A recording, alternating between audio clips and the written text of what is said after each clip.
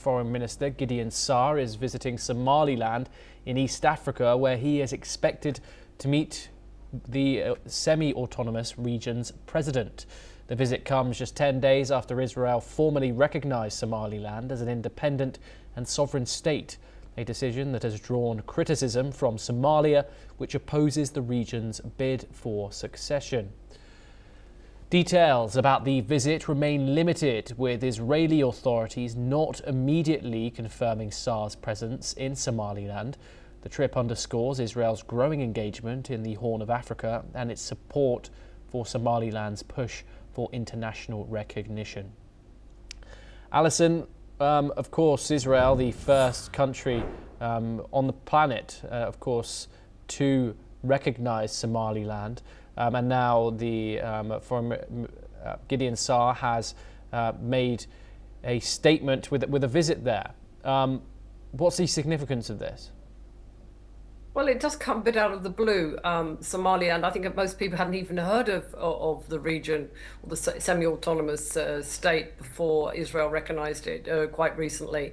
And so the question is, why did Israel recognize it? And officially it's being said that it's because of agriculture and other ties and cultural ties, etc., etc. But the real reason is strategic, because Somaliland, which is in the northern part of Somalia, is in the Red Sea, and that's a key supply route for the Houthis, the militants who are aiding fighters in Gaza and Hamas. And Israel wants to have a position there for strategic reasons. And Somaliland, even though, as I said, most people hadn't heard of it until perhaps a week ago, is, even if it's not internationally recognized, is quite a stable place. It doesn't have Islamic militants fighting, and it has a very strategic geographic position at the mouth of the Red Sea. So I think that is really Israel's interest in recognizing Somaliland. Of course, Somaliland is absolutely delighted. Now the world knows that Israel, which is supported by the United States, recognizes their state. So that's a big boost for them.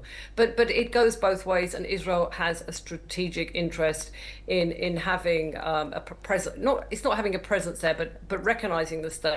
And there are also discussions that they would want to displace some Palestinians in Gaza there, which is something the Houthis are very opposed to, and say that if Israel does have some sort of presence in Somaliland, it will consider them a legitimate target, military target.